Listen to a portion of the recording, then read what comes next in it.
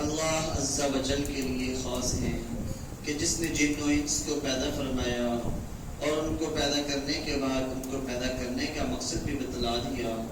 چنانچہ ارشاد ہوا وما خلقت الجن والانس الا لیعبدون کہ میں نے جنوں اور انسانوں کو صرف اور صرف اپنی بندگی کے لیے پیدا فرمایا ہے، اپنی عبادت کے لیے پیدا فرمایا ہے.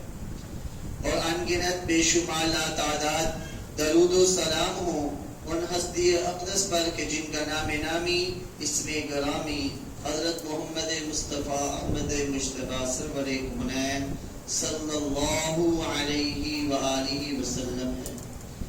آپ صلی اللہ علیہ وسلم کو اللہ تبارک و تعالی نے ہماری رہنمائی کے لیے مبعوث فرمایا اور ہمیں فخر ہے کہ ہم آپ صلی اللہ علیہ وآلہ وسلم کی امت میں سے ہیں. اللہ تبارک و تعالی کل قیامت کے دن ہمیں آپ صلی اللہ علیہ وسلم کا دیدار اور آپ کے ہاتھوں سے حوض کوثر کا پانی نصیب فرمائے.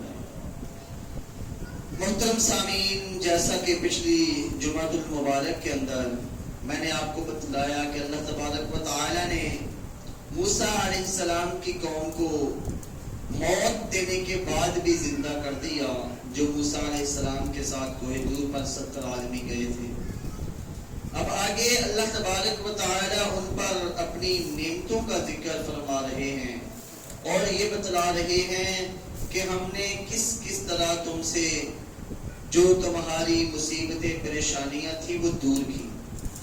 چنانچہ اللہ رب العالمین ارشاد فرماتے ہیں وَظَلَّلْنَا عَلَيْكُمُ الْغَمَامَ وَأَنزَلْنَا عَلَيْكُمُ الْمَنَّ وَالسَّلْوَىٰ ہم نے تم پر بادل کا سایہ کیا اور تم پر من و سلوہ اتارا. کلوا من طیبات ما رزقناکم ہماری دی ہوئی پکیزہ چیزیں کھاتے رہو. وما ظلمونا ولكن كانوا انفسهم يظلمون انہوں نے ہم پر ظلم نہیں کیا بلکہ وہ خود اپنی ہی جانوں پر ظلم کرنے والے تھے. اللہ تبارک و تعالی نے یہاں پر بتلایا ہے کہ بنی اسرائیل پر جب وہ تیغ میدان کے اندر ڈال دیے گئے، انہوں نے اللہ کے نبی نے حکم دیا، بتلایا کہ اللہ کا حکم ہے کہ یہ جو پکیزہ شہر ہے جسے بیت المقدس کہا جاتا ہے، اس کے بارے میں اور بھی روایات ملتی ہیں لیکن وہ تمام کی تمام ضعیف ہیں. یہاں پر ان کا بیان کرنا ٹائم کے ضیاع کے علاوہ کچھ نہیں. تو اصل جو بات ہے وہ میں بیان کرتا ہوں کہ انہیں بیت المقدس کے اندر جو بیت المقدس شہر تھا وہاں پر سجدہ کرتے ہوئے داخل ہونے کا حکم فرض دیا گیا. تو جب انہوں نے ایسا نہ کیا تو پھر اللہ نے انہیں میدان تیغ کے اندر ڈال دیا.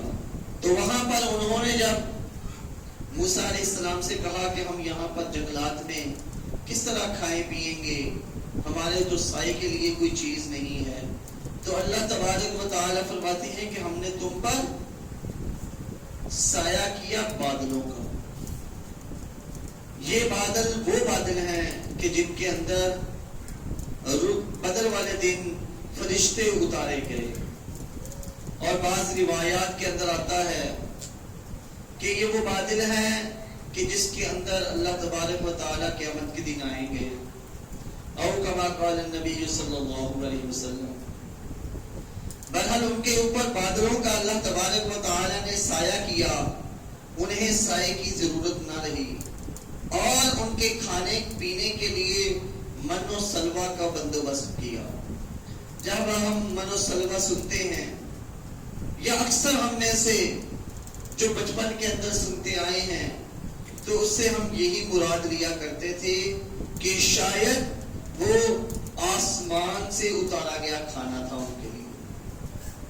اکثر بھائیوں کے ذہنوں میں یہی چل رہا ہوتا ہے، بچوں کو یہی بتلایا جاتا ہے. ہمیں بھی بچپن میں یہی بتلایا گیا تھا کہ من و سلوہ اللہ تبارک و تعالیٰ آسمان سے نازل فرماتے تھے ان کے لیے. حالانکہ یہ حقیقت سے بہت دور کی بات ہے. یہ حقیقت کے قریب تر بھی نہیں ہے۔ صحیح بخاری شریف کی روایت ہے کہ رسول اللہ صلی اللہ علیہ وسلم نے فرمایا کہ کھمبی من میں سے ہے اور اس کا پانی آنکھ کے لیے شفا ہے۔ کھمبی اکثر آپ لوگوں کو پتا ہوگا، ایک ایسا پودا ہوتا ہے چھوٹا سا جس کے اوپر چھتری نما بنی ہوتی ہے، تو وہ بچپن میں جو گاؤں کے رہنے والے ہیں انہوں نے اکثر کھائی ہوگی۔ تو وہ اس کھمبی کو من کہا جاتا ہے، وہ ایک من کی قسم ہے۔ اور جو سلوا تھا وہ مختلف قسم کے پرندے جو کہ کبوتر کے سائز کے ہوتے تھے، مگر ہوائیں چلتی اور ان تمام پرندوں کو بنی اسرائیل کے پاس جمع کر دیتی، اور بنی اسرائیل کے لوگ حسب ضرورت جسے جتنا اپنے اہل و عیال کے لیے میسر ہوتا اس دن میں وہ اس دن کے لیے جمع کر لیا کرتے تھے۔ اگر زیادہ جمع کرتے تو وہ بگڑ جاتا، خراب ہو جاتا، تو اس لیے ہر کوئی اپنے اس دن کے لیے ہی جمع کیا کرتے تھے۔ ہاں، ہفتہ کے دن کے لیے انہیں اجازت تھی کہ جمعہ کے دن وہ 2 دن کے لیے اپنے پاس اکٹھا کر لیا کرتے تھے، کیونکہ وہ ہفتے کے دن عبادت میں سارا دن گزارتے تھے۔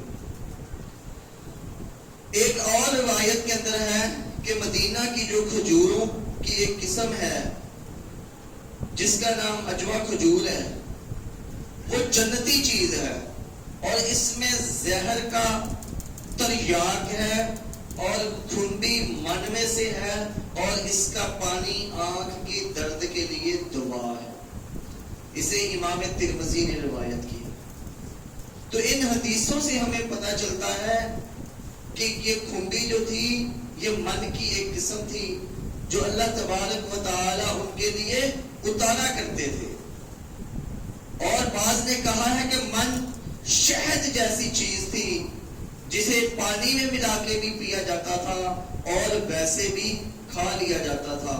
من شہد جو ہے وہ من کا 70واں حصہ ہے کہ اگر 70 حصے کیے جائے من کے تو ان میں سے ایک شہد بنتا ہے، وہ یعنی اس سے بہت زیادہ میٹھا اور بہت زیادہ افادیت والا تھا۔ اگر کوئی کھانا چاہتا تو کھا لیتا اور اگر کوئی من کو پینا چاہتا تو وہ پانی میں ملا کر اسے پی لیا کرتا۔ اس کے اندر اختلاف بھی ہے، صحابہ نے اس درخت کے بارے میں اختلاف کیا ہے جو زمین کے اوپر ہوتا ہے، جس کی جڑیں مضبوط نہیں ہوتی، اور بعض کہتے ہیں کہ وہ کھمبی کا درخت ہے۔ جنہوں نے کھمبی کھائی ہے انہیں پتا ہے کہ وہ کھمبی کے درخت کو ہلکا سا اکھاڑ دیا جائے تو وہ اکھڑ جاتا ہے، اسے زیادہ زور لگانے کی ضرورت نہیں ہوتی۔ اور آپ صلی اللہ علیہ وسلم کا فرمان عالی شان تو آپ نے سن لیا کہ کھمبی تو من میں سے ہے اور اس کا پانی آنکھ کی درد کے لیے شفا ہے۔ تو سلما کے بارے میں بھی بات ہو گئی کہ یہ ایک قسم کا پرندہ تھا جسے وادی تیہا میں اتارا جاتا اور لوگ اپنی ضرورت کے مطابق انہیں پکڑ دیتے اور ذبح کر کے کھا لیا کرتے تھے۔ اس کا رنگ کے بارے میں آتا ہے کہ وہ سرخی مائل رنگ کا ہوتا تھا۔ جب جنوبی ہوائیں چلتی تو وہ ان پرندوں کو لا کر میدان کے اندر ایک نیزے کے بلند ہونے کے جتنا اکٹھا کر دیا کرتی اور ہر کوئی اپنی ضرورت کے لیے پکڑ دیتا۔ یہ تھا موسیٰ علیہ السلام کی قوم کا کھانے کا انتظام ہو گیا۔ تو پھر جب انہیں پانی کی ضرورت ہوئی، اس کا اگلی آیات میں ذکر آ رہا ہے، تو یہ میں یہاں پہ ہی کر دینا مناسب سمجھتا ہوں۔ اللہ تبارک و تعالی سے جب انہوں نے پانی طلب کیا تو پھر اللہ تبارک و تعالی نے موسیٰ علیہ السلام کو پتھر پر اپنا عصا مارنے کا حکم دیا کہ اپنے عصا کو پتھر کے اوپر مارا جائے۔ جب مارا تو وہاں سے 12 چشمے پھوٹ نکلے، کیونکہ بنی اسرائیل کی 12 شاخیں تھیں، تو ہر قبیلے نے، ہر شاخ نے اپنا جو پانی کے پینے کی جگہ تھی، اپنا چشمہ تھا، اس کو پہچان لیا اور تمام کے لیے وافر مقدار میں اللہ تبارک و تعالی نے پانی کا بھی بندوبست فرما دیا. اب کپڑوں کا معاملہ آیا تو روایات کے اندر آتا ہے کہ جو ان کا قد بڑھتا رہتا لباس بھی بڑھتا رہتا. اس کے ساتھ ہی اگر بچے کو لباس پہنا دیا جائے تو جیسے جیسے اس کا قد بڑھتا لباس کا بھی قد اپنے آپ بڑھتا, نہ وہ خراب ہوتا اور نہ پھٹتا. یہ اللہ کی نعمت خاص تھی جو ان کے اوپر کی گئی بنی اسرائیل پر. اور اس کے علاوہ ان کے لیے جب انہوں نے جنگ کرنی تھی تو سورج کو بھی ٹھہرا دیا گیا کہ مغرب کا ٹائم جلدی نہ ہو اور یہ مقابلہ جیت جائیں.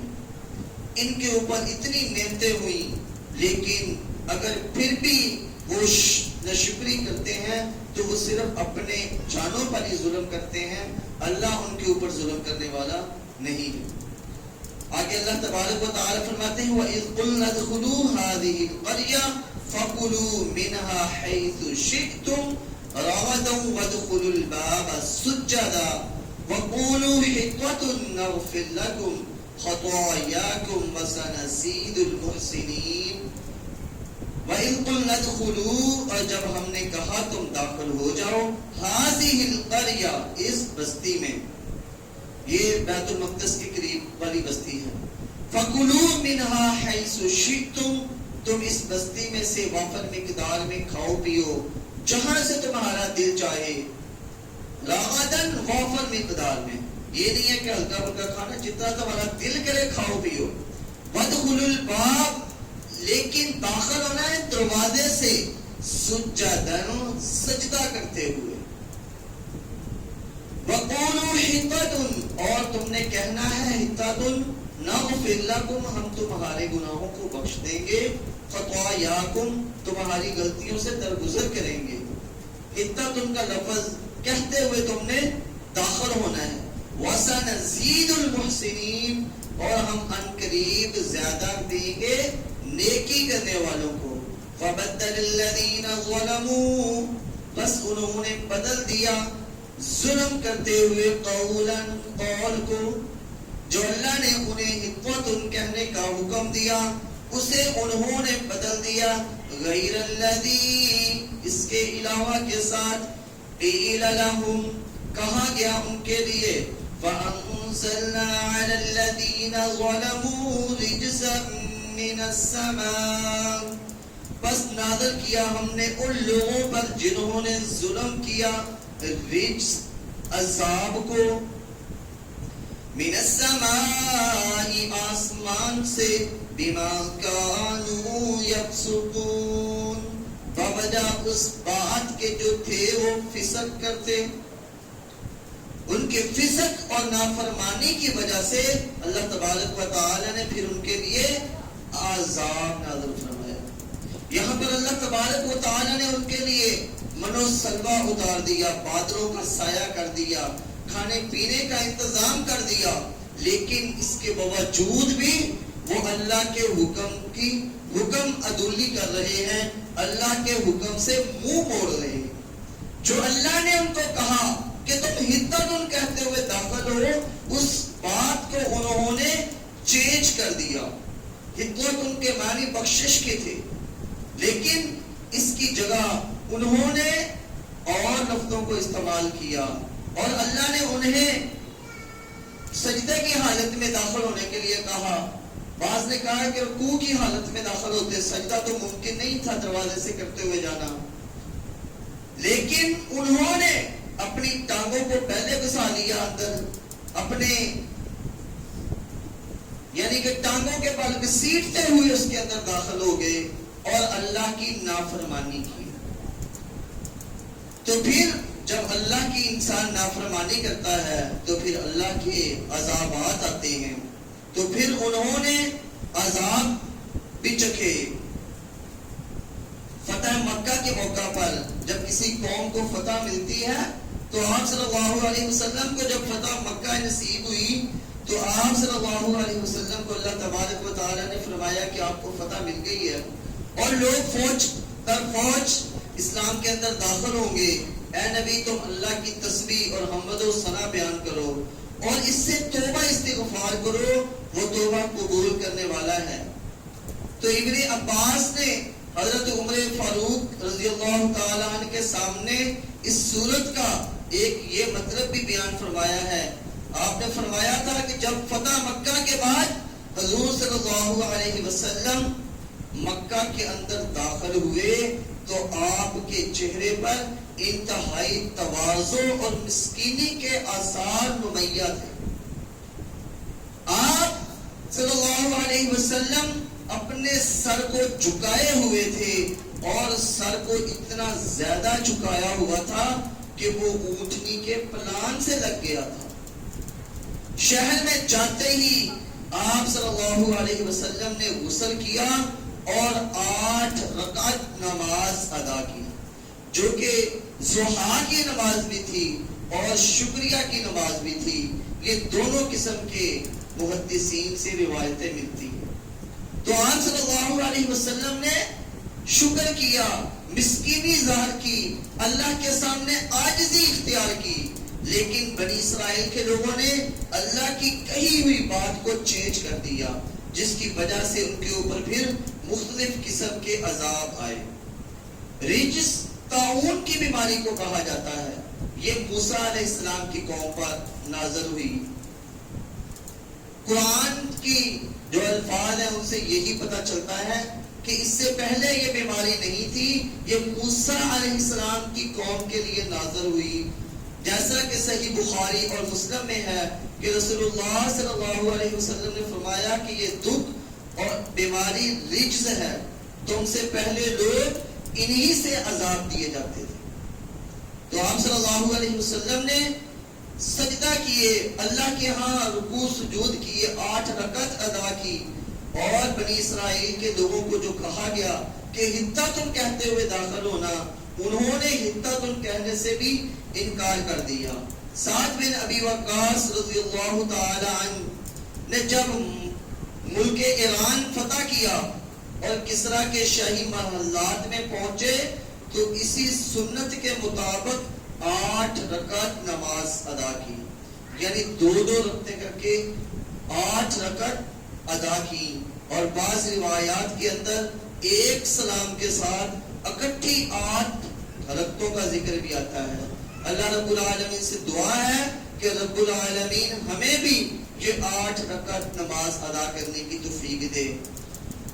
اسی طرح حضرت ابو سعید خدری رضی اللہ تعالی عنہ فرماتے ہیں کہ ہم رسول اللہ صلی اللہ علیہ وسلم کے ساتھ جا رہے تھے، ذات الحنظل نامی گھاٹی کے قریب پہنچے تو آپ نے فرمایا کہ اس گھاٹی کی مثال بنی اسرائیل کے اس دروازے جیسی ہے جہاں انہیں سجدہ کرتے ہوئے اور حطۃ کہتے ہوئے داخل ہونے کو کہا گیا تھا، اور ان کے گناہوں کی معافی کا وعدہ بھی کیا گیا تھا۔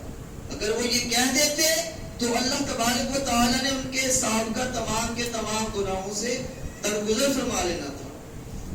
اور حضرت برام فرماتے ہیں سیقول السفہاء، انقریب کہیں کہ بے وقوف، سفہاء یعنی جاہلوں سے مراد یہود ہیں، انہوں نے اللہ کے احکامات کی نافرمانی کی، جنہوں نے اللہ کی بات کو بدل دیا، ان سے بڑے بے وقوف دنیا کے اندر نہیں ہو سکتے۔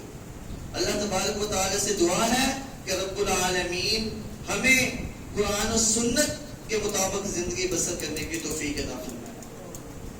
اللہ تبارک و تعالی آگے فرماتے ہیں وَإِذِ اسْتَسْقَىٰ مُوسَىٰ لِقَوْمِهِ، جب موسیٰ علیہ السلام نے اپنی قوم کے لیے پانی طلب کیا، فَقُلْنَا اضْرِبْ بِعَصَاكَ الْحَجَرَ، تو ہم نے کہا کہ اپنے عصا کو جو اپنی لاٹھی ہے اسے پتھر پر ماریں، فَانْفَجَرَتْ مِنْهُ اثْنَتَا عَشْرَةَ عَيْنًا، تو اس میں سے 12 چشمے پھوٹ نکلے، قَدْ عَلِمَ كُلُّ أُنَاسٍ مَشْرَبَهُمْ، تمام کے تمام لوگوں نے اپنے جو پینے کی جگہ تھی جہاں سے انہیں پانی پینا تھا اس جگہ کو پہچان لیا، جان لیا، کلوا واشربوا من رزق اللہ. اس کے بعد اللہ تبارک و تعالی نے حکم دیا کھاؤ پیو اللہ کے دیے ہوئے رزق سے. وَلَا تَعْثَوْا فِي الْأَرْضِ مُفْسِدِينَ, اور زمین کے اندر فساد پھیلاتے ہوئے نہیں پھرنا ہے, زمین کے اندر فساد نہیں کرنا. تو اللہ تبارک و تعالی نے انہیں یہ بھی نعمت یاد کروائی کہ جب تمہیں پانی کی ضرورت تھی تو ہم نے تمہارے لیے پانی کے چشمے جاری کر دیے. ابن عباس رضی اللہ تعالی عنہ فرماتے ہیں کہ یہ ایک چکور پتھر تھا جو ان کے ساتھ ہی تھا.